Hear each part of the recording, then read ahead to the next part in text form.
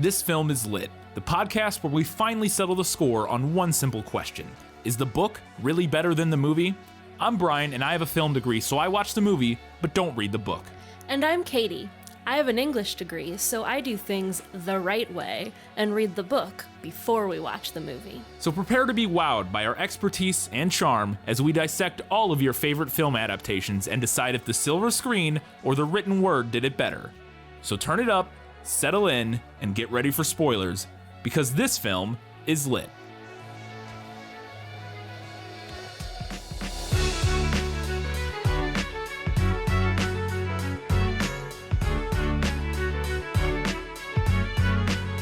Now you shall deal with me, O Prince, and all the powers of hell. It's Sleeping Beauty, and this film is lit.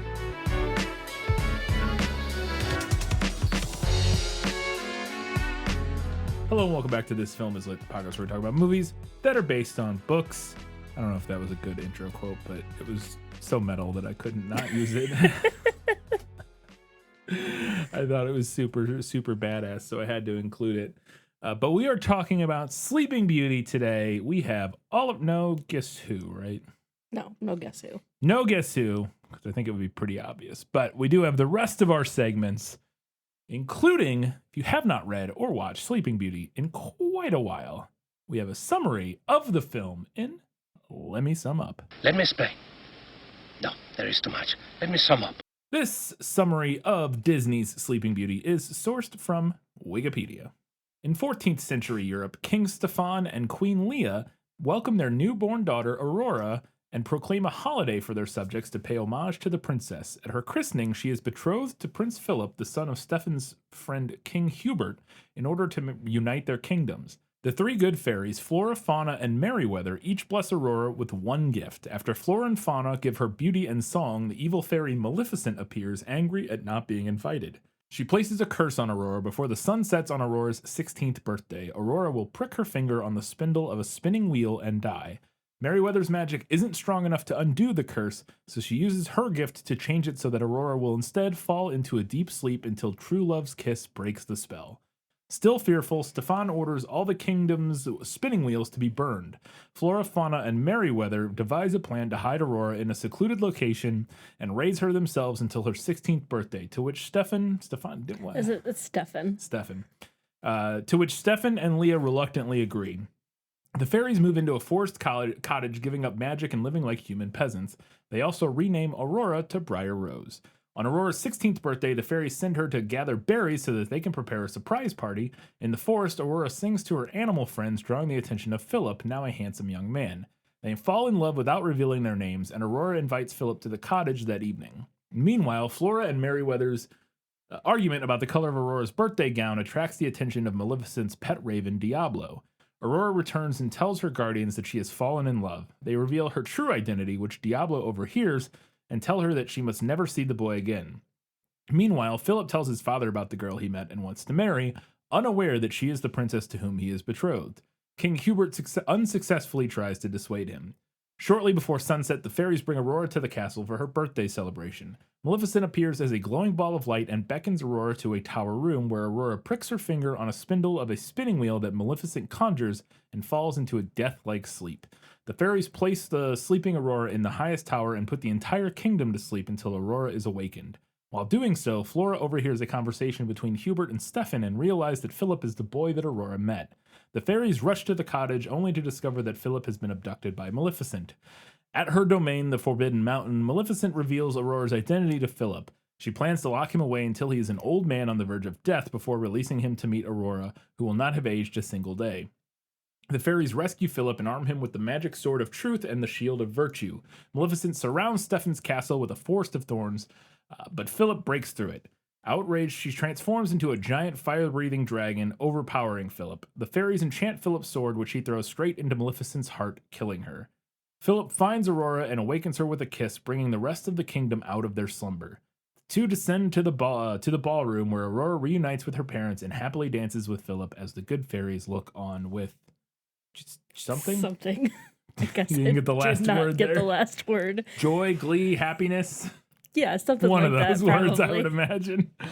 All right, that is a summary of the film. Now it's time for me to interrogate Katie and find out what all came from the book. Gaston, may I have my book, please? How can you read this? There's no pictures. Well, some people use their imagination. So, as I mentioned in the summary, we open up with the birth of Aurora, the new princess, daughter of Stefan and Leah, Queen Leah. And at her christening, we get, which is kind of when the movie starts, we get like a little fairy book opening, but when the movie really starts, we get like some background. But at her christening, these three fairies show up, Flora, Fauna, and Merryweather, to give her gifts. And I wanted to know if this premise came from the book. It's obviously very reminiscent of, what is the story called, of the pageant, the Christmas story, like with Jesus being born? Oh, what is the name nativity? of that? The Nativity. I was like, I couldn't think of the name. So they're like the three wise men. Yeah, or whatever. You know, it's pretty, yeah. So I was wondering if that element came from the book. So, just as a quick reminder, if you didn't listen to our prequel episode on this, I read 2 versions of Sleeping Beauty to prepare for this episode.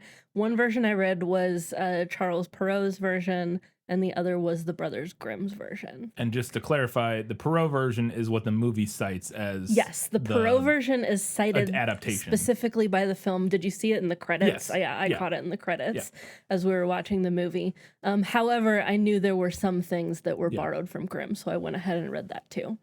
As to your question about the 3 fairies coming to the christening to give gifts to the baby princess, this is part of the basic premise. Okay. Yes.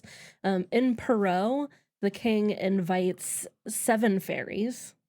In Grimm, he invites 12 wise women, which may or may not be a euphemism for witches. Not sure. They can do magic.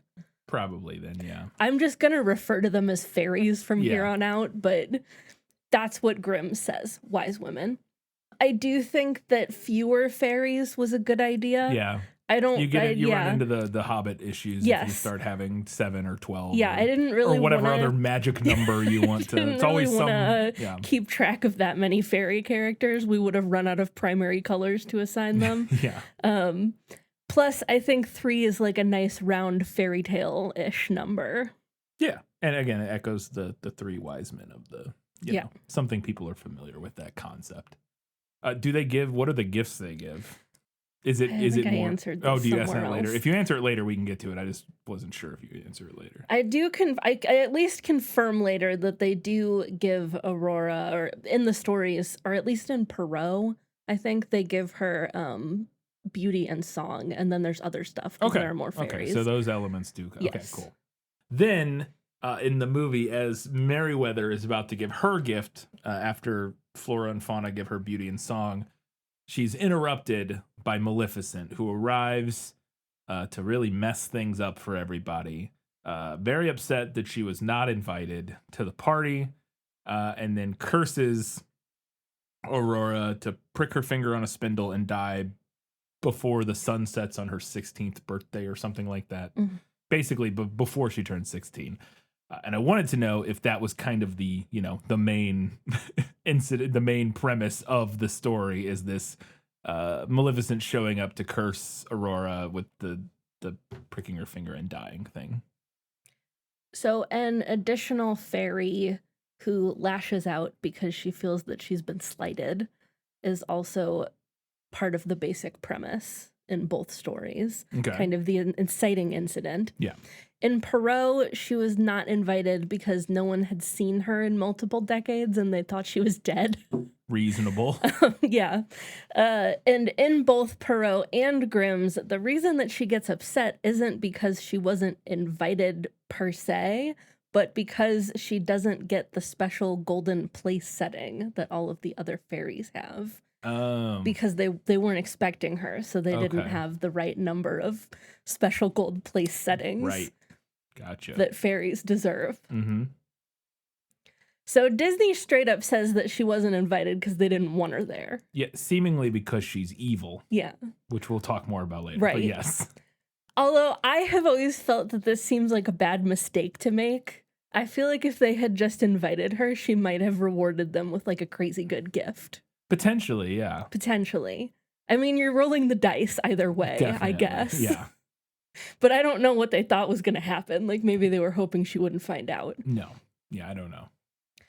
But honestly, the reaction to curse the baby in the fairy tales feels even more petty to me because I feel like the slight is less. Oh, yeah. Like, it is an actual slight, I think, in the movie. Like, especially if we're talking about, like, medieval court manners. Right, yes. They clearly just didn't invite her. Yeah, they to clearly this just thing. did not invite her. But in both iterations of the fairy tale, she does state that the princess will prick her finger on a spindle and die. Okay. And Grimm's specifies that this will happen during her 15th year. After this happens, I think she leaves, I believe. And then Merryweather, who hasn't given her gift yet in the film, goes, well, I can't undo the curse. Like, her magic isn't powerful enough or whatever. But what you can do instead is basically transform the curse or alter it so that instead of if she pricks her finger, she will die. Instead, if she pricks her finger, she will fall into an eternal slumber that is only broken by true love's kiss. And I wanted to know if that element of one of the fairies pulling a switcheroo on the curse came from the book. It does. In both, there's like one last good fairy who steps up and partially undoes the curse after the evil fairy lays it down. That's interesting because I actually would have thought that might be a book or movie edition. That No. almost, to me, I almost felt like maybe in the original fairy tale it was like the death. Well, I guess it wouldn't be Sleeping Beauty if she doesn't fall asleep. I don't know, but for some reason I was like maybe Dead Beauty. Yeah, I guess it doesn't really make sense. So never mind. But So in Perrault, the good fairy says, the princess will indeed prick her hand with a spindle, but instead of dying, she shall merely fall into a profound slumber that will last 100 years. At the end of that time, a king's son shall come to awaken her. And in Grimm's, she says, it shall not be her death. The princess will only fall into 100-year sleep. okay. So obviously Disney nixed the 100-year sleep Yeah, they didn't put a finite stipulation. time on Yeah, it. there's Doesn't no expire. timeline. Yeah. And I imagine because they wanted Aurora and Philip to meet during the movie and like be able to have that like meet cute. Why would that first. relate to the 100 years though? Because if she had to sleep for 100 years, then Philip wouldn't be alive by the time that was up. Oh, right. Okay. In the book, the only way she can wake up is after 100 years. Yes. Okay. Sorry. I didn't Yeah. know if they somehow, so that makes sense. Because I thought we were saying, I was like, well, they meet before she falls asleep, so that wouldn't matter either way.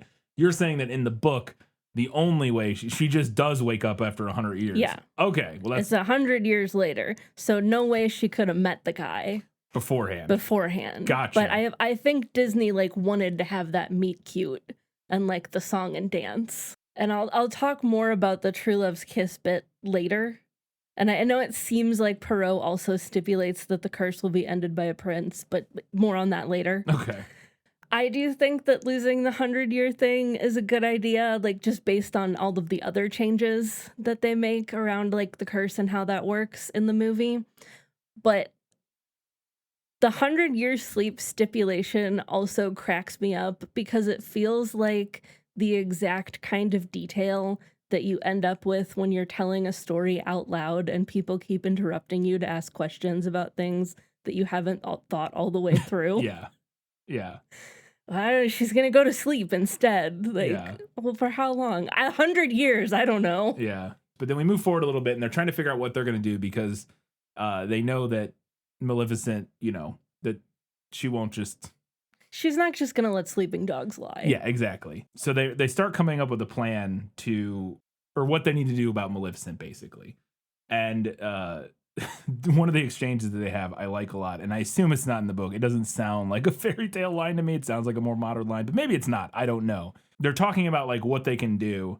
And I believe Merryweather or somebody, I think it's Merryweather, Yeah. says like, well, what if we, and I don't remember the lead into this. She says something like, what if we. She's like, I want to turn her into a fat old hop toad. Yes. Basically, like, what if we go after her kind of thing. And Flora or Fauna, one of the other fairies, responds and says, our magic can only be used for good, to bring happiness. basically saying, well, that won't work. And Merryweather's response is, well, that would make me happy, which I thought was very funny, and I wanted to know if it came from the book. No, it doesn't. This is not from either version. I had a feeling. It is a movie edition. I also like that line because I identify a lot with Merryweather in that moment and otherwise. So instead what they do is they come up with a plan to hide her in a cabin in the woods, essentially. They say like a log woodsman's... Yeah, the woodsman's cottage. Cottage or whatever, which is like literally built into a tree. And and they're going to raise her there alone in order to stop Maleficent from finding her. And they're going to do it like as humans, basically just go undercover and hide from Maleficent to raise Aurora. And I wanted to know if that whole plot, that whole plan was an element of the story. No, this is also a movie edition. In both versions that I read, the princess just lives at home. She lives in the castle as a princess. I guess the king and queen feel safe because they destroyed all of the spindles in the land. They did. But there's no attempt to like go undercover or hide her away. I will say that felt a little not contrived. I don't know, but I was like, well, if you did the destroying all the spindles thing, like I guess it's a good redundancy, but it felt like a big step. It just felt like in the movie, I was like, I don't know if the king and queen would agree to that since they already destroyed all the spindles. Like that's like their big action. I don't know if they're going to also agree to like let their daughter go live without them for 16. You know what I mean? It just felt kind of like a big ask for them to agree to. And the movie just kind of like, well, they were thrilled about it, but they did it. And I'm like, I guess. I don't know. I mean, I agree with you. I think it's a little bit of a gimme. I do like that we get the whimsical cottage in the woods setting. Yes, I like what it results in, I guess, but it just like I don't know. It felt a little unnecessary, and just like the king and queen wouldn't go for it to me. That they would be like, well, why did we destroy all the spindles if we're also going to go hide her in the I don't know. It just I guess you can't be too safe when you're dealing with the mistress of all evil. I guess. And again, it's not like it's completely outlandish. It's just my brain had that thought while I was reading it. Like, well, they already... Okay, yeah. She goes and lives in the woods as a baby.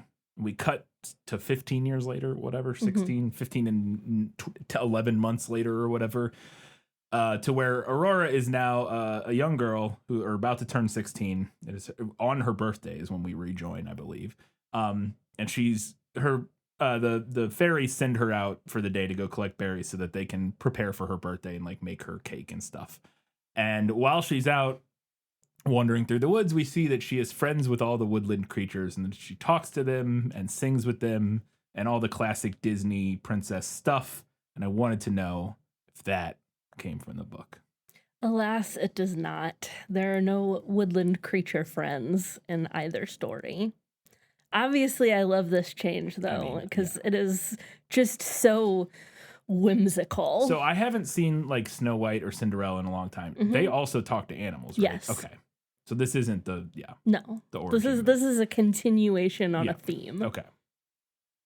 And I have always hoped that after the end of the movie, that she and Philip periodically go back and take little vacations in the woodland cottage, because it makes me really sad to think about her animal friends not knowing where she went. That's true. I imagine they go riding through the woods or, they're... Right, Yeah, they can do that. They're the king and queen. Well, I guess prince and princess, whatever. So we move forward quite a bit. I say go to it. The movie is very short. It's like a 60-minute, 75-minute movie. Yeah, so, it's like so all of this 75-minute runtime. Real brisk pace, which I enjoyed. But it is later that day, and they're working on making a dress for Aurora, Briar Rose, as they call her. This is what her undercover name. Yeah. Which is also a reference to the fairy tales, correct? Yes, that is a reference to Grimm's. Yeah. But they're making this dress for her, and two of them cannot decide whether the dress should be pink or blue or red or blue. Pink or blue? Pink or blue. Yeah, pink or blue.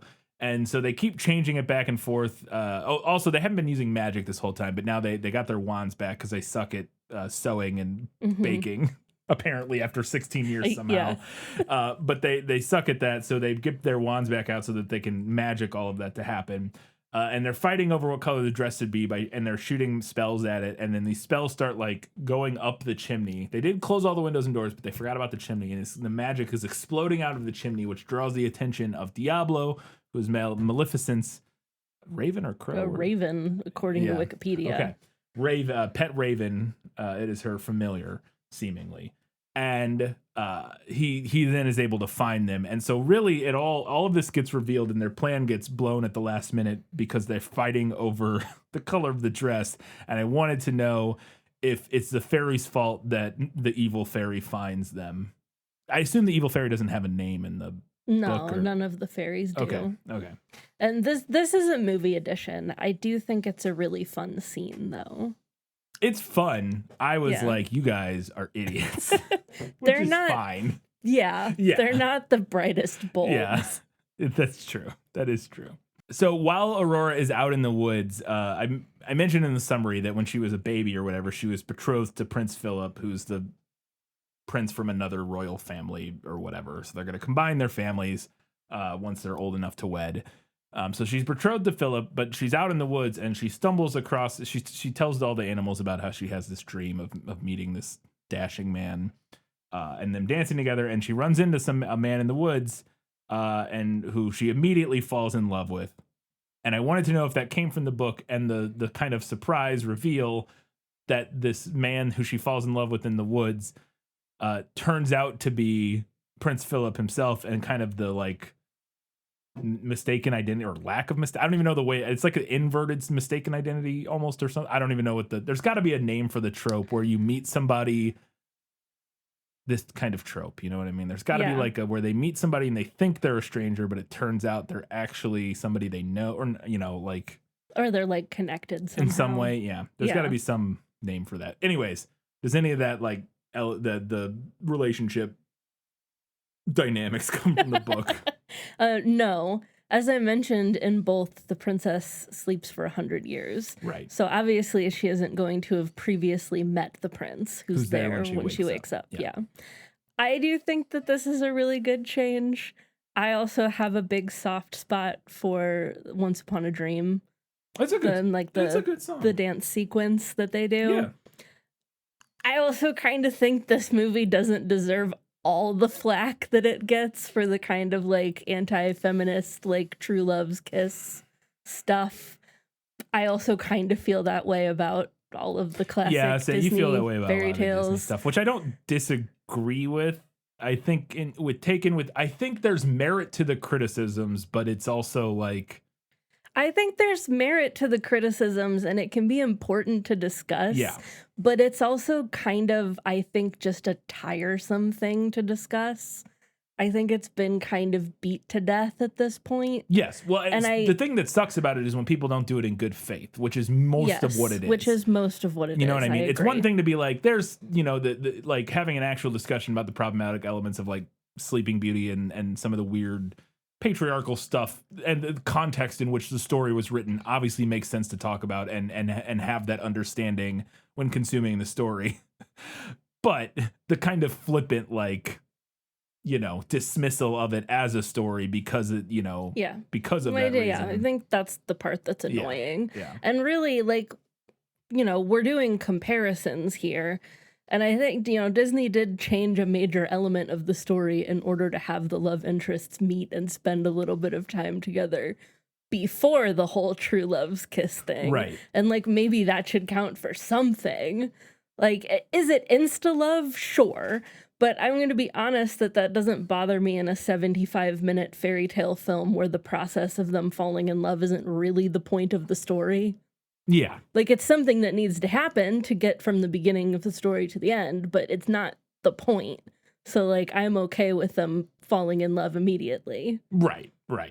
It's yeah. I don't know. I think it's totally fine as like a story if you have the context of understanding a lot. I mean, it's undoubtedly a like weird, I don't know if problematic's even the right term, but like kind of like weird patriarchal trope of like the woman just instantly falls in love with the first man she sees. And you know what I mean? But again, within the context of what the story is and if you understand that that's not good, don't immediately fall in love with the first man you see because you know what I mean? Like, yeah, But it's also, I don't know. I'm having a hard time explaining what I'm saying. But like I think it's true that's bad, right? Like, yeah. I mean, I think you hit the nail on the head with like a lot of the criticisms of these older Disney films are just kind of done in bad faith. yeah, And they're just like annoying to engage with because of that reason. yeah. I don't think it's not worth talking about. Right. So she gets back to the cottage. They're like, hey, surprise, you're a princess. That guy you met in the woods, can't ever see him again because you're betrothed to a prince. I got to get you to the castle for your birthday. Surprise. Let's go. Yeah. Big reveal there. They just kind of handle in like 5 seconds. Just move right on. And so they take her to the castle, and it was cracking me up that I assume it's just kind of a quirk of the animation at the time. But if you look at like Sleeping Beauty's face the whole time they're like going into the castle, it's like frozen in this weird like stare. And I think it's just because like, again, like for ease of animation and stuff, a lot of characters, anything that doesn't absolutely have to move in these animations are not moving because it just adds that much more, time and work. And we know this one ran in development right hell, it was in development hell, and was like over budget and blah all these things.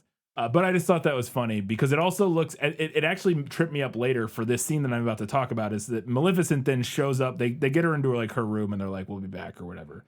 Maleficent shows up as a floating ball of light. Yeah. And lures her into a different room, like into the tower of the castle. And that scene is really creepy and felt to me very like following like this glowing orb, felt very, fairy tale kind of thing.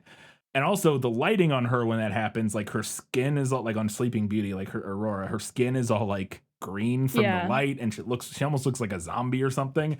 But I was just thinking about this because one of the things I really liked about the scene is the way she follows it. It almost looks like she's like in a trance, like she's moving very. But then I was like, but she was also moving like that kind of when they're like bringing her into the castle, and I'm like, I'm wondering how much of that was an intentional choice with the fairy ball versus just like not animating as little as, you know what I mean? Like I don't know. It felt like an intentional choice, but I feel like that was a happy.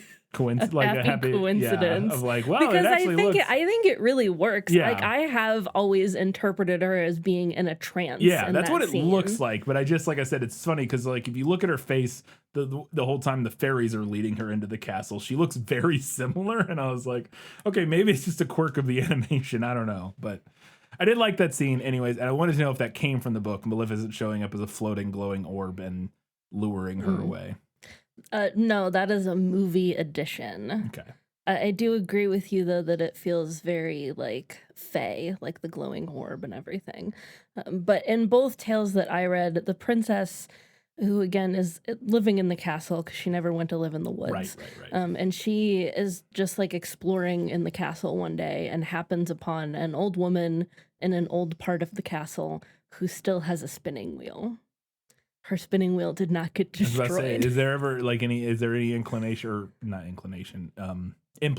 that that's like the evil fairies doing or something? Or so I know I've read at least one retelling where the old woman was like the evil fairy in disguise. Okay, because that's kind of what the movie is. Like it. Kind of. But that doesn't seem to be the case in either Perrault or Grimm's. Okay. Like she's just an old woman who had no idea what was going on. Okay. Which is really unfortunate for her. Yeah.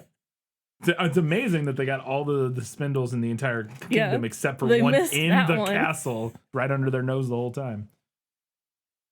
Obviously, I think this is better in the movie. I think it's a super creepy scene.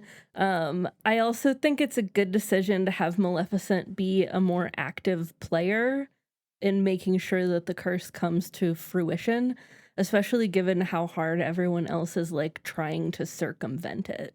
Mm-hmm. So she pricks her finger, falls asleep. The fairies then discover her immediately. Well, they come into the room and see Maleficent there, and she's like, "Haha, I win." And they see Sleeping Beauty asleep. They take her to a bed, and they're like, "Well, what are we gonna do? I know. Let's put everybody to sleep until Aurora wakes up to like cover our like I don't know. Yeah. Like in the movie, it's not entirely clear their motivation, but it kind of almost seems like so that they don't know that we messed up or Yeah. whatever. And I was like, I'm really starting to think that these ladies are the real like villains of this story. They literally just euthanize well, not euthanize, but you know, they roofie everybody in order to cover their tracks. It's like that scene from Community where they get caught and they just start like ethering like everybody that comes into the room. And then they like pretend to pass out and wake up at the same time like, oh, I don't know what happened. Anyways, does that element come from the story of the good fairies putting everybody to sleep to kind of like smooth things over? So in Grimm's, everyone else in the castle falls asleep at the same time the princess does.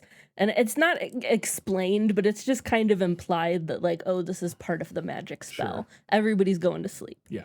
In Perot, the fairy who originally altered the curse comes back when she hears what happened and puts most of the castle's inhabitants to sleep so that the princess won't be alone when she wakes up. Interestingly, the king and the queen do not get put to sleep for 100 years. Like, the text specifically denotes that they like kiss their daughter and leave the castle, and then the fairy puts everyone else to sleep. So I guess they have to keep ruling the country. Right. You can't go to sleep for 100 years when you have responsibilities. I guess, yeah. I just thought that was like a very funny stipulation. Well, it's also crazy. It's just like they really just like damned all of those people. Yes.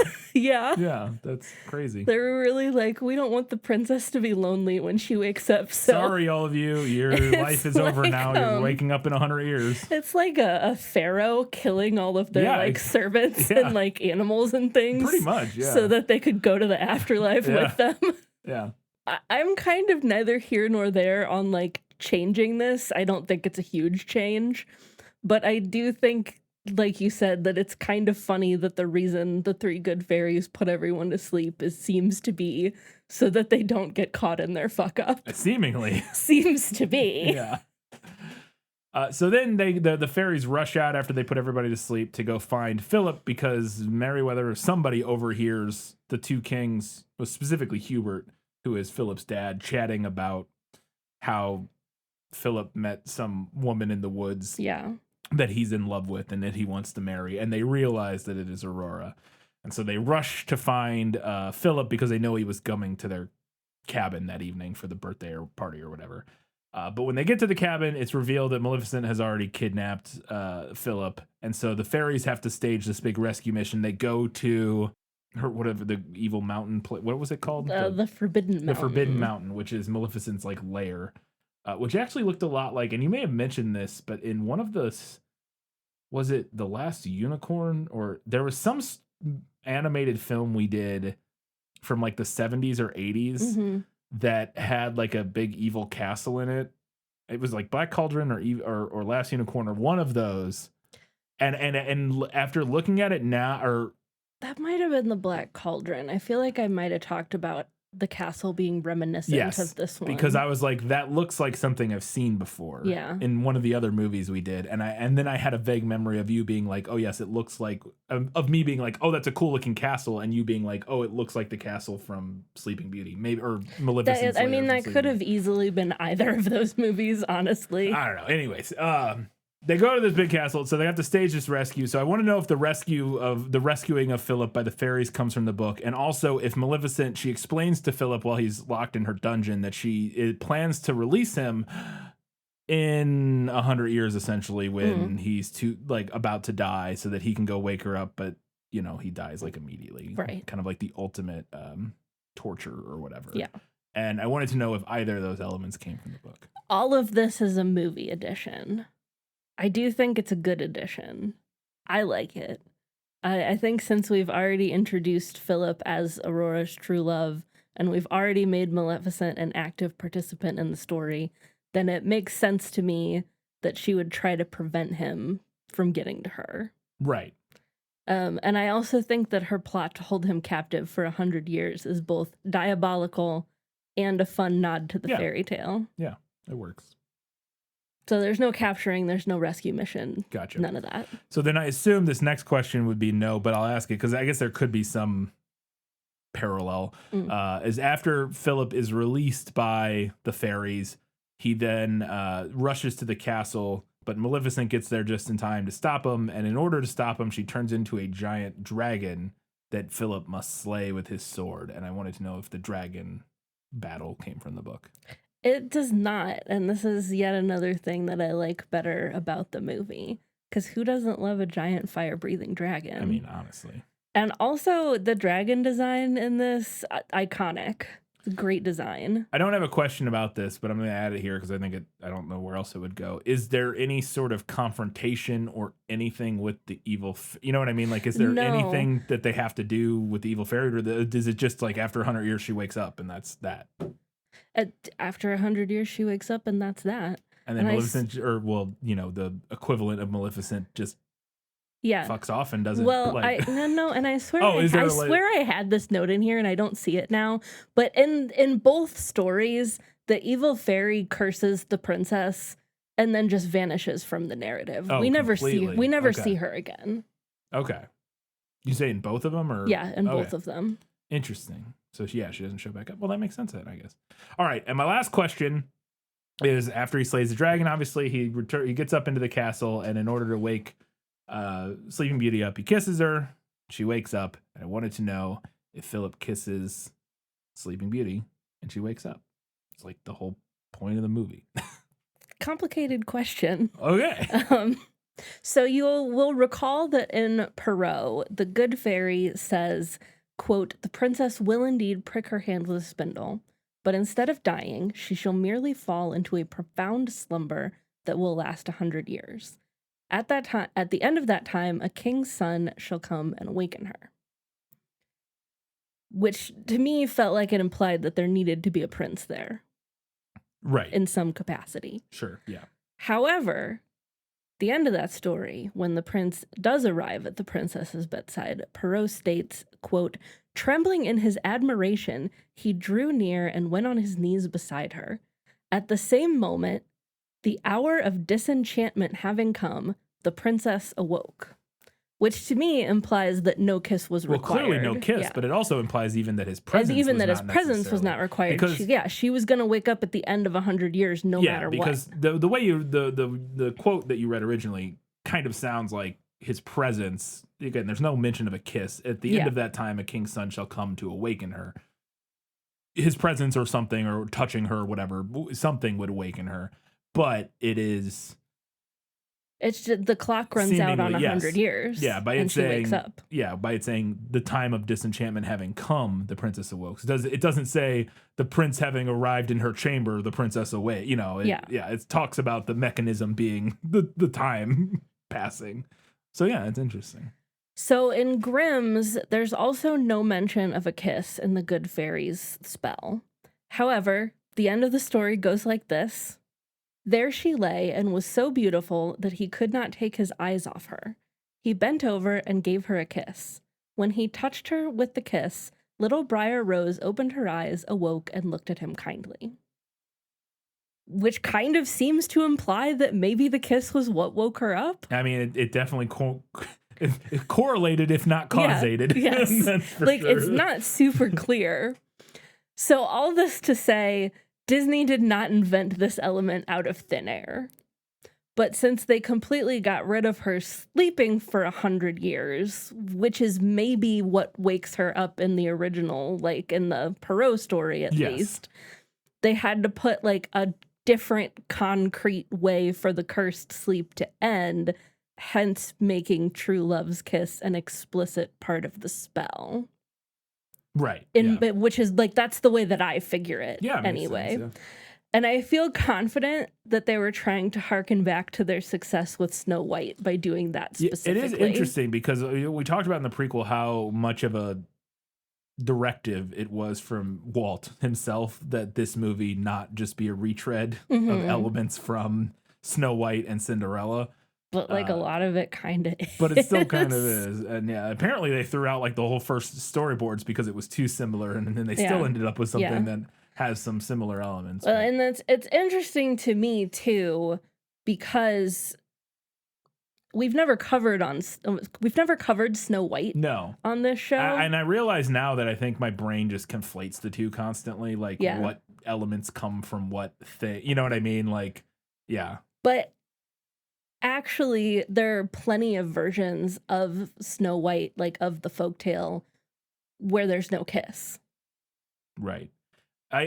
We can skip this completely. Is one of these stories the one that I swear I saw a thing, or I've seen a thing on the internet of somebody being like, did you know? And which I know is not whenever somebody says, did you know in the original version, well, like whatever. But that one of either Snow White or Sleeping Beauty, that like the idea was that like she had to be like impregnated while she was asleep or something. Does that ring a bell, or do you know what I'm talking about? Or So like, we talked about that in the prequel. did we? Remember? Okay, now I don't remember. So we talked about that. There was a different version of Maybe I'm just remembering you saying that now. I don't know. the Sleeping Beauty story. Scroll, and find this.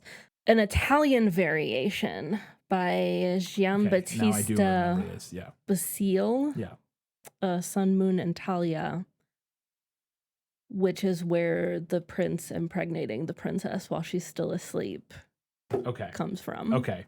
So that is where we did discuss that in the Yes, prequel. we did talk about that. Good tip for how fallible memory is. My brain turned that into, I heard that somewhere on the internet when it was in fact a good discussion we had like a week ago in here. Cool. Great. Don't trust your memory, people. Anyways, those are all my questions for Was That in the Book? But I do have one thing that I want to talk about and discuss in Lost in Adaptation. Just show me the way to get out of here, and I'll be on my way. Is it lost? Yes, and I want to get unlost as soon as possible. What's Maleficent's whole deal? So, like, I know that's the plot of the movie Maleficent, I Yes. assume. I have not Yes, seen it is. Maleficent.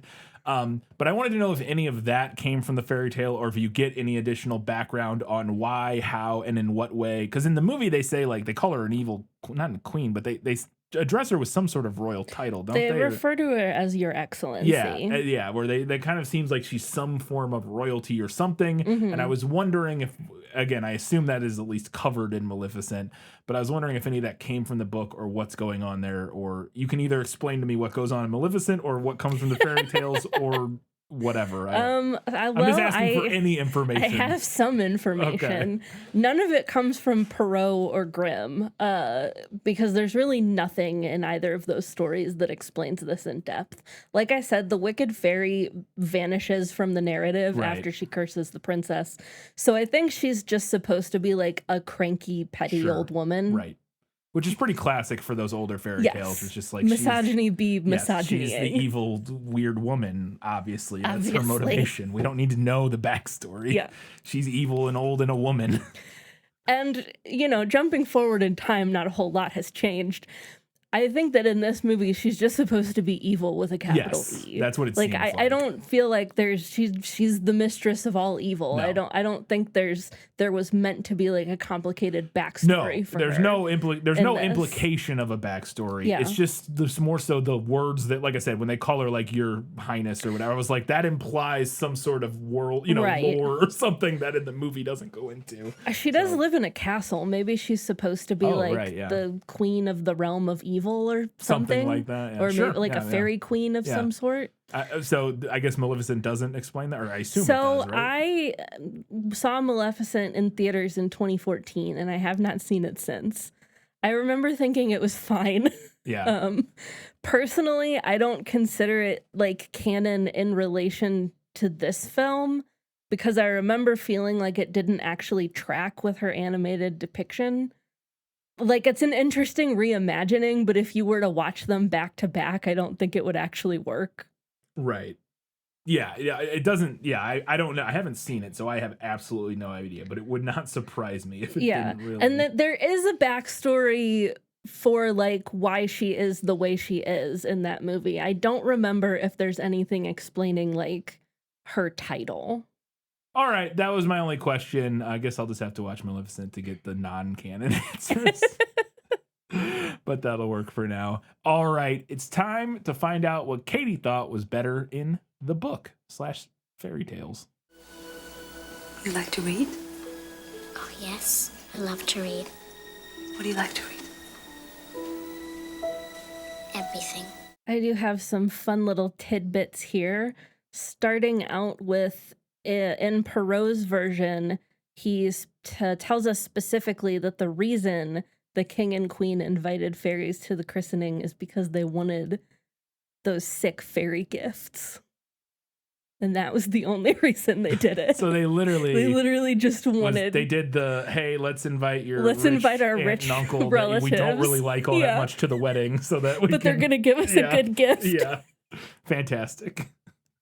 Speaking of the movie, I do think that the little songs about the fairies' gifts for Aurora drag a little. You mean like when it goes into the fantasy sequence and it's like very 1950s looking. Yeah, it's forgettable because I already forgot about it. I say drag a little. That they're not very long, so I guess that's not super fair. I think forgettable is a better criticism. Probably unnecessary. Like, it just doesn't feel. But they had to make it to at least 75 minutes. True.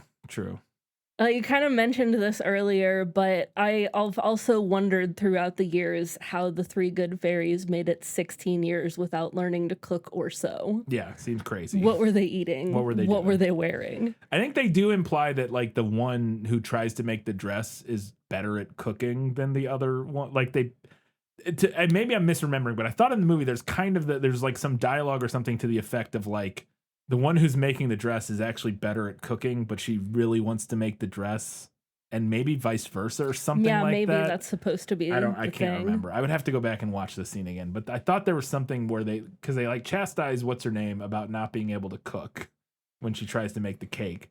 And I thought there was an implication that like, I'm the one who cooks. I'm the one who cooks. It's Walter White. Yeah. Anyways. We also already kind of touched on this, but what an objectively terrible way to break the news to Briar Rose.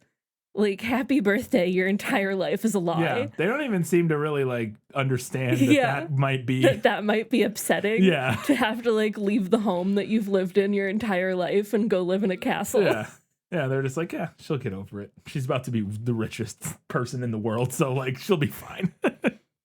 A little thing from Perrault specifically, it's mentioned that the good fairy rides around in a chariot of flames pulled by dragons. Which is the one who alters the curse. Oh, okay. So the equivalent of Merryweather, yeah. I guess. But are the other ones not good fairies? No, they are. They just don't ever come back into the narrative. Oh, okay. But Chariot of Flames pulled by dragons is pretty dope. And crazy, yeah. In Grimm's, the forest of thorns that surrounds the castle where the princess is sleeping is full of bones and corpses of princes who tried to get through and failed. Oh, so the thorn, yes, that all comes from the book. Mm-hmm. It only shows up briefly in the movie. Yeah, very brief. It's as like a way to stop Philip from getting there. Yeah, but so like when she goes to sleep, that happens, or like grows? It grows up around the castle. Yeah, that's cool. Yeah, it wouldn't really make sense in the movie because it pops up like immediately, but it's yeah. But it feels very Grimm's to have it be full of bones and corpses. Yeah. And my last note here is a little thing that cracked me up. When the prince wakes the princess up, or when she does wake up in Perrault, and he's there, he notices that her clothes are like something his grandmother would have worn, but he tactfully decides not to mention it. He doesn't hit her with a, what are those? That would have been funny though. That's a sketch right there. Is Prince Philip waking her up with True Love's kiss, and she's like under a sheet, and then she gets out, and he gets the ick from what she's wearing, and like, and he's like, "Ooh, never mind. What are you wearing? Dressed like my grandma." That's a fun premise. All right, let's go ahead and find out what Katie thought was better in the movie. My life has taught me one lesson, Hugo, and not the one I thought it would. Happy endings only happen in the movies. The face that young Prince Philip makes when he looks down at the baby has always cracked me up. I must have been taking a note. I did not see this. it's like the christening scene and the voiceover or whatever is talking about how they're betrothed to be married, and he's supposed to be like, I don't know, maybe 5 or so. Oh. In this scene, or maybe younger. I don't know. Okay. I don't know what animated kids' ages look like. I don't think any older than 5. So then we have a very problematic age gap. It means he's like 21 when she's 16. Maybe he's 3. I don't know. But he like looks down at the baby and makes like stink face. Maleficent might have the best entrance of any Disney villain, my opinion. I would have to compare. It's a good one. It's a good entrance. I would have to compare. There's like lightning and flames and everything. It's good. I feel like Jafar has a pretty good entrance from my memory that's like similar. Maybe not. I don't know. It's been a long time since I've watched Aladdin. Yeah. I don't remember how he shows up exactly. A little exchange in the movie that I love when the fairies are working on the dress and Merryweather is like the stand-in for the mannequin. Yeah. And she looks down at it and goes, "It looks awful." And Flora says, "That's because it's on you, dear." Yeah. Just brutally mean. Also, not the reason. No. It's just hideous. I love the interactions between Prince Philip and his horse, Samson. Reminds me of another movie. Rapunzel. Yes, that's what it was. I was like, there's another movie we've done. That it's like, Yeah, Tangled is deliberately referencing this movie. Yeah. I also love King Stefan and King Hubert's little wine song. Yeah. That they get drunk and they sing a little song and then almost start a war, but then don't. Yeah. Also, an incredible line, might be the best line in the whole movie. IMDb agrees this is the number one quote, like the number one line on the quotes section. "Now, Father, you're living in the past. This is the 14th century." Yeah. Classic. That is for people who don't know. That's in reference to the idea that he should have to marry a be in an princess. arranged marriage. Yeah.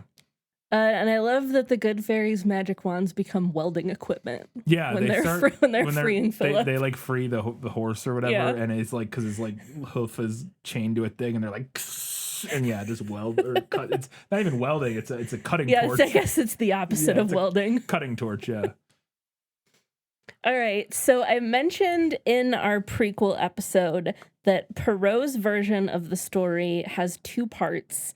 And that some folklorists believe that it was originally 2 separate stories that got tacked together somewhere along the line.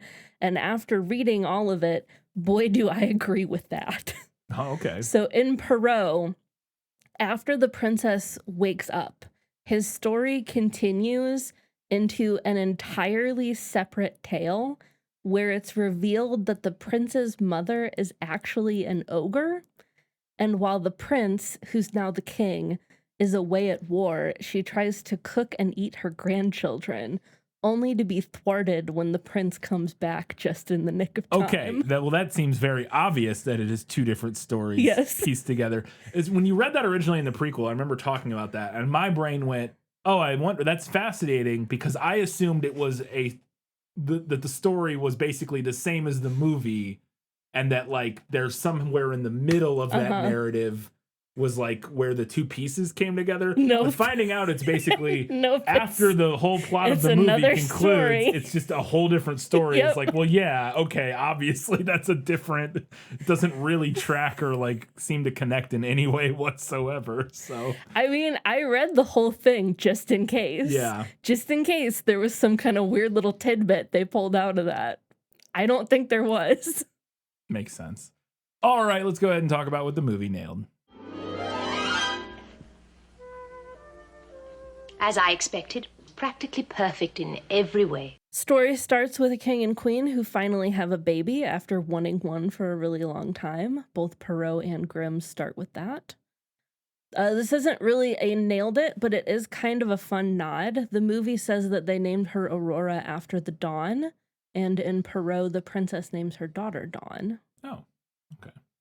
When you say the princess being yes, the princess being the Sleeping Beauty. Sleeping Beauty, yeah. The king does destroy all of the spinning wheels in the kingdom. I had kind of alluded to this earlier, but that does happen in, I believe, both texts. They destroy all of the spinning wheels in the kingdom, probably completely destabilizing the local textiles industry. When that scene happened in the movie, I was like, I wonder if there's going to be any reference to the fact that they can't make clothes, like textiles anymore. We get back to the castle, and it's now a kingdom of nudists. Yeah, I was like, what are they gonna? Is there some or explanation, or like their clothes are made out of different things? Like I was trying to figure out because. I don't know. I don't know enough about sewing or textiles to know like if there's an alternative process you can use for the, because the spindle, that part's for like combining and making thread. It's correct? For making thread. Yeah. So there are probably other ways maybe to do it that doesn't involve like a spindle, like the same. I don't know. I thought that because I had that thought. I was like, how are they going to make clothes and stuff now? Briar Rose is what she's called in the Grimm's version. And the Forest of Thorns around the castle also appears in both iterations. Fantastic. All right, we have quite a few odds and ends to get to before the final verdict.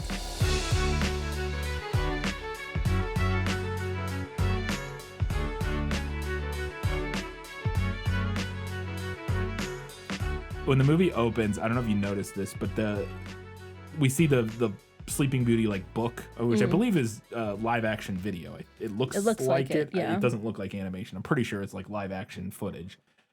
And we see the Sleeping Beauty like fairy tale book. Then it opens, but the cover of that book, I could not get over how much it's like. It has a bunch of these like gems and stuff embedded on the front of it because it's like a gilded, like a illuminated manuscript, but like book. Yeah. But we see the cover of it and. This is a super random thing, but recently, 2 years ago, I made a prop Book of the Dead from the film The Mummy for a thing at work, and I needed something to decorate the cover of it with to kind of look like the ornamental stuff that's on there, but that was easy to do really quickly. And we found these gem sticker things at like Dollar Tree or something. Whatever, yeah. And those...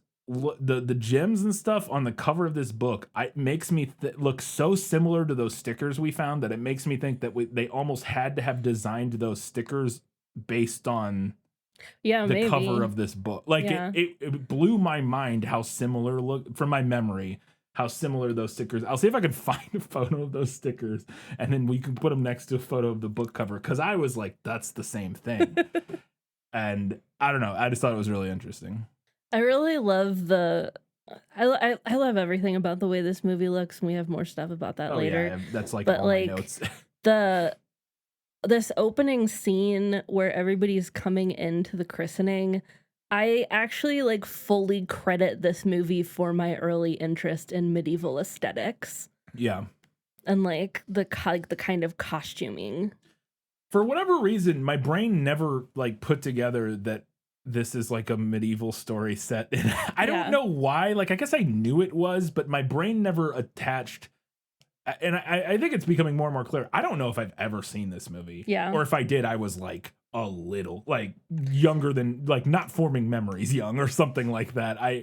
Because I did not remember any of the like visuals of this film. Yeah. Like at all. It's also like maybe the only Disney princess movie that we actually have like a concrete time that it takes place. Does it say? It's the 14th century. Right, it's the 14th century. Yeah.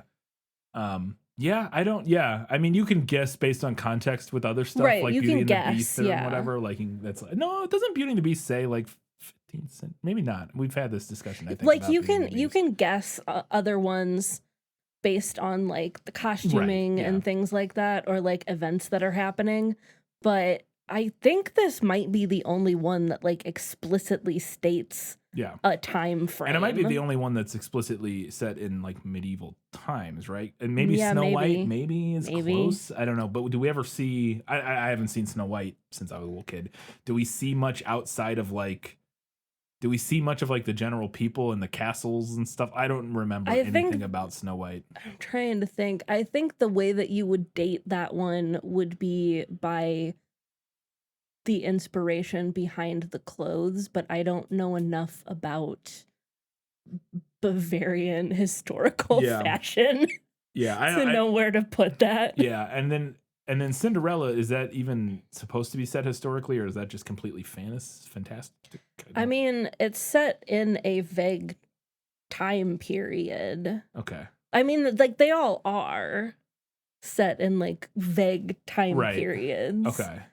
I'm just saying, I think this is the only one where the text of the film literally states. I agree, concrete. but I'm also wondering. No, obviously, I think I'm wondering too. Like, I legitimately do not remember enough about the aesthetics of like Cinderella and like Sleep or Snow White and stuff to know if those are supposed to take place in a similar like medieval time period, or if they're supposed to be later or earlier. You know what I mean? I would say maybe Snow White.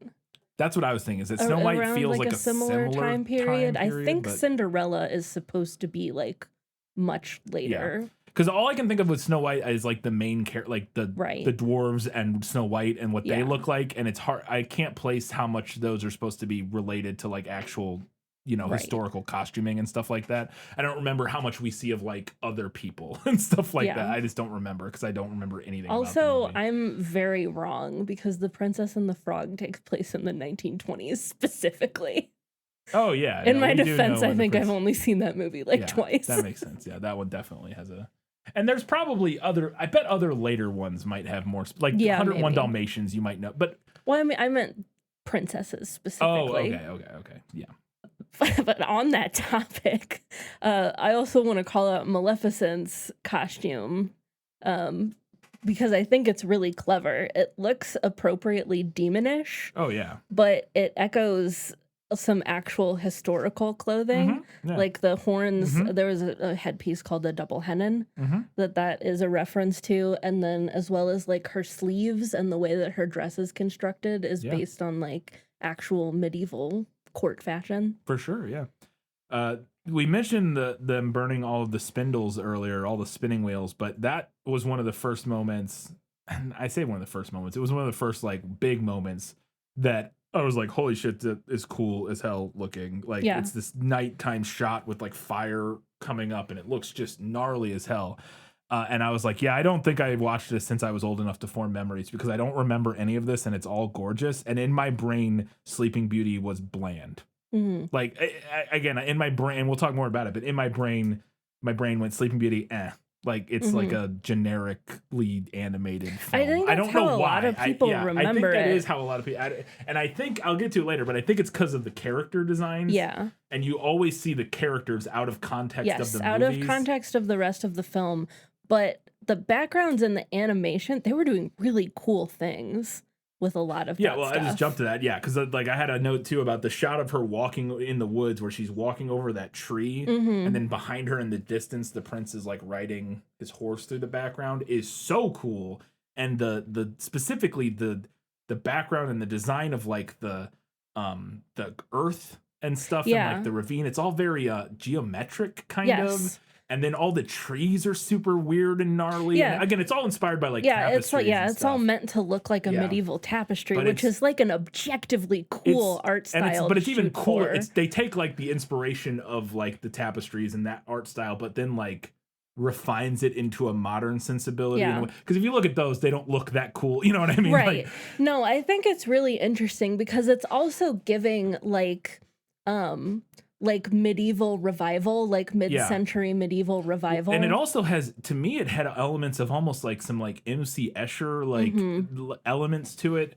I legitimately had no idea that the animation in this was so compelling, because I remember having discussions about like, I think it was The Last Unicorn, talking about like the backgrounds and how cool they were, and I was like, Disney doesn't do stuff like that. And then I was like, just because I haven't watched some of these, I guess, because this is legitimately one of the more gorgeous Disney movies I think I've seen, and I did not remember that. It's stunning, like the level of detail and like the layering on all of the backdrops. Like every single frame goes insanely hard. And just how weird it is, like how unique it more so than anything. Like there's a ton of detail as well, but it's just like the artistic sensibility behind it is so singular and unique, and again, obviously inspired by all the stuff we talked about. But I was just, I think the reason, and again, I said it, but I think the reason is that I never kind of realized that the movie looked like that is, one, I haven't seen it since either I was a little kid or not at all, maybe.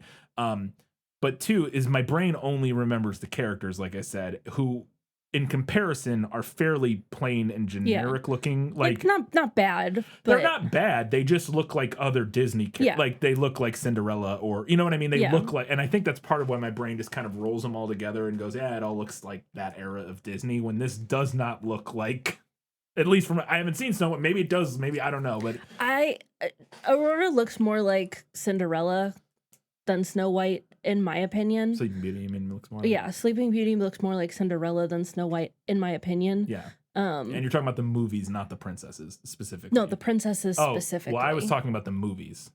Well, I mean, talking about like the character designs, right, in Sleeping Beauty, I think is yes, more reminiscent of Cinderella and like the style that they had in the 50s in general. Yeah, because if you look at all of the movies that Disney put out during the 1950s and you line up all of the female characters, they're like all the same model. Right. What I was getting at wasn't the character design. I switched from talking about characters to talking about the overall aesthetic mid-sentence kind of. My point was that in my brain, Cinderella, Snow White, Sleeping Beauty all look generically similar. Mm-hmm. The movies, not the characters. Mm-hmm. The movies look generically similar in my brain before we watched this. And then after watching it, I was like, oh no. Now I don't know, because I don't remember what Cinderella or what Snow White, the movies, look like. But I don't think they look like this movie, right? No, they don't. Yeah, and that was where I was like, oh, my brain just assumed they all looked the same, and I don't know which one it is, maybe, that my brain is going, that it's kind of like forgettably, not forgettable, but just like not nearly as cool as this, as like the backgrounds of this movie are.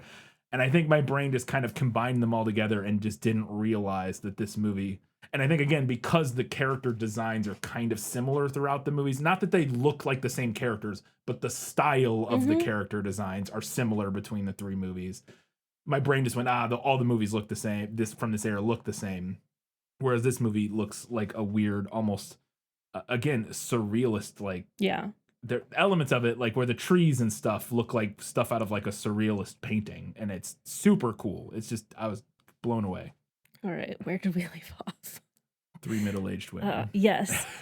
Something that I love about this movie, and I know we kind of ragged on the 3 good fairies, but something that I think is really interesting about this movie is that the main characters are 3 middle-aged women. Yeah. Which you don't see a lot in children's animation. True, yeah. Yeah, and they're ostensibly good guys, quote unquote, but they're also not traditionally beautiful. You know what I mean? They're which I think they're allowed to be because they're more comedic and like right. Yeah, they are also kind of filling in as comedic characters. Yeah. So, but yeah, they're like little old ladies. Yeah. They're like kind of short and squat. Yeah. I liked the little detail just when the one was, I don't know which one, Flora or Fauna, one of them was baking the cake, and she's reading the directions, and it says, pour 3 cups of flours, or use 3 cups of flour. And so she gets 3 different sized cups to pour in the and bakers everywhere cringe. Yeah, and then she like folds in the eggs, and it's the scene from Schitt's Creek. Yeah. What do you mean fold it in? Because she like literally just puts whole eggs in it and like folds it. It's a crazy level of not knowing how to cook. It is for an absurd living level. Without magic for 16 years. 15 years or whatever, yeah. Okay, so the next note, this is my Aurora aesthetic tangent. Which it's something that I want to talk about because these are the kinds of things that I think about, and I'm sure I'm not the first person to say this or think of this. But something that's interesting to me is that if you look specifically at the style of like Aurora's character design and like the way that she is built and like her hair and like the clothes that she wears, she was very, very clearly inspired by the Dior New Look, which was really popular in the 50s. Yeah, I'd say she looks like a 50s like she movie looks star. like a 50s movie star. Like the teeny tiny little waist and then the full skirts. Yeah. And part of me wonders, because this movie took so long to make, like the New Look was really like at its heights like post World War II into the first half of the 50s. And this didn't come out until 59. Right. And I wonder if part of the reason why people didn't like it so much was because it looked dated by the time it came out. It could be. And then now we're far enough removed that it all just meh. looks old or whatever. We don't even like attach it to it. Yeah. That could be. That'd be interesting. Yeah, I hadn't thought about that, but that makes sense. The scene where she's walking through the woods singing operatically is how I imagined myself when I tromped through the woods as a kid. That was that was me in my head at 10 years old in the woods. Speaking of that, I was like, man, because I checked the time, because that's like when she sings the first song. Yeah. I was like, we're 25 minutes into the movie, which felt really late for the first song in a Disney movie, even from this time period. I could be wrong. I don't know. I feel like this one isn't a musical like others. It's not. There are a few songs. There's but you're a couple right. songs, it's not but this is much of a. It's like, mainly just a dream, whatever the Once name. Upon a Dream. Let's kind of recur several times. Yeah. There's at least one other. There are a couple other little like ditties. Yeah, there's the ones with like the villains or whatever. Like, there's the wine song. There's the wine that song they sing. There are the little songs that play when they're giving her the gift. Yeah, I didn't even count those because they didn't even feel like songs really to me. They're just like very short little. Like, yeah. And I thought there was one later with like, not her like pig guys. Did they not have a song? No. There's no villain song in this. Yeah, I know Maleficent didn't have a song, but for some reason I thought, was there not one other song somewhere? Maybe not. I could have swore there was at least one other song. She sings like a brief, very short song, like right before the Once Upon a Dream sequence. She sings like, I wonder. Yeah, no. I don't know. I thought there was one later in the movie, but yeah, I guess you're right. So I guess it makes sense that there's when I'm like, because I wrote that note when she started singing that first song, which I knew that song and I knew it was in the movie. And then I guess if there isn't another one, then it just isn't really a musical. That's really kind of just the centerpiece. A song in the movie. There's a song and like a couple other ditties. It's not really a musical, like any of the other ones are. Yeah. Speaking of the music, though, I realized this while we were watching, and I thought it was interesting. You know how, like, the modern Disney princesses have an I Want song? Mm-hmm.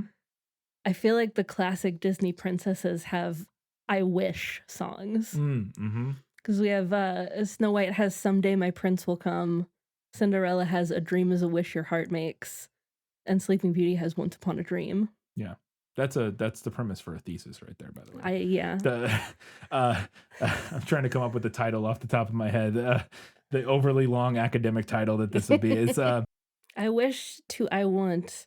Yeah, sorry. Second wave feminism in Disney princess films or something like that. It needs to be more complicated, but yeah, it needs to be longer and more complicated. But something along those lines. Yeah, there's a really good thesis title about that covers the transition from I Wish songs to I Want songs and what that says about feminist discourse in Disney movies or whatever. The way that we depict female heroines in children's movies. Yeah. The wine that the two kings drink falls into animated foods I want to eat. Yes. For me. It looks like the tastiest grape juice. Because it doesn't look like any real wine. It's like the weirdest kind of purple. Magenta, purpley. It's like this weird, very like vibrant. Yeah, and it's kind of got like a foam on it, like bubbles. I want to taste it. I don't know what it tastes like. It definitely doesn't look like any wine I've ever seen, but it looks yummy. I will say I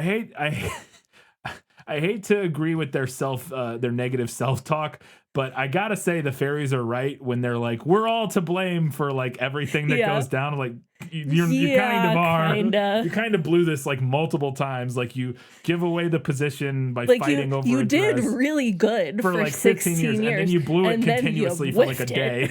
You just really biffed it on the final day because they have the magic fight that gets them revealed, and then have not a screaming match, but they explain with the door open to Aurora what her whole backstory, and then they just leave her alone for no reason in the castle for an hour, and then are like, oh crap. It is all your fault, kind of. Yeah, so they had to put everybody to sleep to just cover that up. Yeah. I also cracked me up where when they go to rescue Philip, they give him this sword and this shield, and then for like most of the time they just do everything anyways. Yeah. Like they still like fight the dragon and like like they're the ones that turn the raven into stone, and like they do all this and they do all this stuff. It's like, well, he has his sword and shield. Oh, because then they're like shooting arrows at him, and he has this shield, and they turn him into flowers, and it's like, well, he's not even using the tools. They're trying to make up for how bad they fucked up earlier. True, okay. True. Yeah, it must be. It's true. Speaking of Prince Philip, I'm just going to exposit for a minute because Prince Philip is and always will be my favorite Disney prince. Okay. He's dreamy. Does he look like a 1950s James Dean type heartthrob? Yes, he does. He's got a 50s look to him. Yeah. Is he extremely charming? Also, yes. But most importantly, this man goes hard. He met this girl once, and he's willing to do whatever it takes to get back to her. It's no true. questions asked. It's true. Dangerous escape from the dungeons of an evil castle? Yes. Huge forest of thorns? No problem. Fight a giant fire-breathing dragon? Say no more. Yeah. He is willing to go the distance. Yeah, okay. With the help of some fairies. I think he still would have done it. He would have done it on his own. I think he would have tried at least. I also think it's interesting that he has much more in common with like modern Disney princesses than he does with the other classic princes. Mm-hmm. Like he has a name, he has a personality, he's an active participant in the story. Mm-hmm. I think Aurora may arguably be like a step backward for princess portrayal. I think Cinderella is a more compelling character than she is. I would say so. She's definitely kind of just a... Yeah, she's just kind of there. Yeah. But Philip is like leaps and bounds ahead of the other classic princes. Like he paved the way for characters like Prince Eric and Aladdin and Flynn Rider and all those other guys. Yeah. I also think, you know, retrospectively, having watched this movie now, and it like, I think not that they shouldn't have called it Sleeping Beauty. Like that is the story. You know what I mean? Yes, like that's the story we're telling. It's not really. It's not like, about her at all. Good name. Yeah. And a lot of the movie is way more compelling. And I think that even is probably for dumb, weird patriarchal reasons part of my negative association with the film. Not that I like thought the movie was bad or anything, but like I just never have had any desire to watch it because my brain just goes sleeping. I don't know. It's like she falls asleep and then he kisses her and you know what I mean? Like right. But it's most of the movie is like a guy riding around on a horse fighting a dragon, or like you know, like the backstory set up in the beginning with like.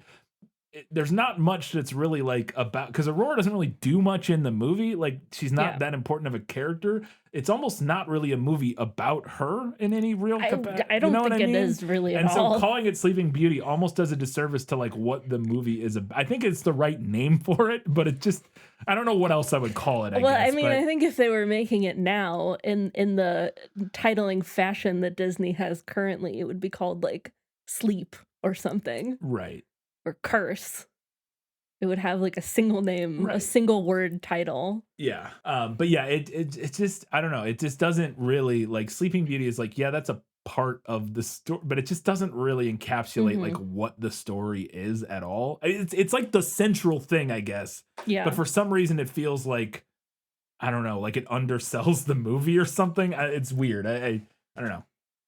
I thought this was very funny, is that when he does finally in the film kiss her and she wakes up, he kisses her, she wakes up, but she gives this very mouth only smile in reaction to it. Her eyes don't move at all. And I assume, again, this is almost like, I get what they were going for with the animation here of like this very subtle smile as she sees him. But she has this like dead-eyed, mouth-only smile that looks. It was so unintentionally hilarious when she did it that I'm trying to think of what even to compare it to. It just looked so silly. Like it doesn't. It almost looked like something out of like a horror movie or something. I don't know. The way she smiles at him after he kisses her. I understand what the animation or what the animators were going for. I don't know if they succeeded though, because to me it just looks very silly. And then my final note, because I know this is a big controversy, is as it is in the movie, which is why they added this whole thing to the movie where they're the two fairies are constantly changing the dress back and forth between pink and blue, because in the production process, they could not decide whether they wanted the dress to be pink or blue. My final verdict on that is I preferred the pink dress when it wasn't on her. And I realized as they were arguing over it at the beginning of the movie, I didn't remember what color it ended up being. Yeah. Which, spoilers, it's because it doesn't in the movie end up being one color. Like, the movie literally ends with it changing colors. Yes. It is blue for most of the time. Sure, yes, like when she walks in and stuff. Yeah. But then the final shot of the movie is her dress changing colors as the storybook closes. Yes. So it's like they kept that joke going to the very final moment. But I preferred the way it looked when it was pink, when it was like earlier in the film when they were in the cabin changing it back and forth. Yeah. I'm like, oh, the pink dress looks better. But then when it was on her, I thought the blue dress looked better, which is very random. But that's my final note on the dress debate. I believe in blue dress supremacy. I like the blue dress. She wears the pink dress in official Disney princess merch because whatever marketing team was in charge of that thought that kids would confuse her with Cinderella if she wore the blue dress. I think that's a reasonable choice, honestly. It's a whole thing. I'm not saying it's that a whole thing, and the part of the reason that it is a whole thing is that Cinderella doesn't even wear blue in her movie. Her dress is silver. And they changed it to blue for the merch line. In my opinion, what they should have put her in was neither of those dresses. They should put her in what she wears for most of the movie, which is like her peasant outfit. Her peasant outfit. Which is like way more to me what I think of. But you have to have a princess dress when you're a princess. But when I think of Sleeping Beauty, that's the image I think of, is her in that like, peasant dress. The little like corseted dress. Yeah, for sure. That's what her toys should be in. But I get it. She's got to be the princess at the end, whatever. But Anyway, but for me, it's the blue dress. There you go. Answered that question. One more question to answer, but we'll get to that in just a second. Before we do, we wanted to remind you can do us a favor by heading over to Facebook, Instagram, Threads, Blue Sky, Goodreads, any of those places. Interact with us. We'd love to hear what you have to say about Sleeping Beauty. You can also help us out by heading over to Apple Podcasts, Spotify, or wherever you listen to our show. Drop us a little 5-star rating. Write us a nice review. It's always very helpful. And finally, you can support us monetarily by heading over to patreon.com/thisfilmislit. Support us for $2, $5, or $15 a month. Get access to different things at different levels. Read all about that on our Patreon. Katie, it's time for the final verdict. Sentence fast, verdict after. That's stupid. Despite all the differences we just discussed, I think this comparison may be the closest of any fairy tale adaptation that we've covered so far. I thought that both Perrault's and the Brothers Grimm versions were fun and interesting to read. Both offered details that I wasn't expecting, as well as similarities to the movie that I didn't see coming. While I think that both are well worth the time it takes to read them, even the crazy second half of Perrault was pretty interesting and fun, I do think that the movie is the superior take on the tale. In particular, I think the film's best choices were to focus on the good fairies as main characters, to have Aurora and Philip meet before she falls victim to the curse, and to expand the wicked fairies' role in the story. And it doesn't hurt that we got maybe the most iconic Disney villain of all time as a result of that. I also have always been in love with this movie's overall aesthetic. The backdrops are so lush and gorgeous, and while the character models aren't groundbreaking or anything, I still think they work well within the world of the film, particularly Maleficent's medieval-inspired costume. And it's for those reasons, primarily, that I'm going to give this one to the movie. All right. Not that I don't know, but Katie, what's next? Up next, we're closing out our 2025 summer series, and we're going to be talking about Maze Runner: The Death Cure. The Death Cure. The Death Cure. Yeah. Can't wait. I have nothing to say. Most cringy emo middle school name for a book Not ever. a great title. I haven't started reading it, so I have no opinions yet. But we will get to that in the next prequel episode. And then in 2 weeks' time, we'll be talking about The Death Cure. Until that time, guys, gals, non-binary pals, and everybody else, keep reading books, keep watching movies, and keep being awesome.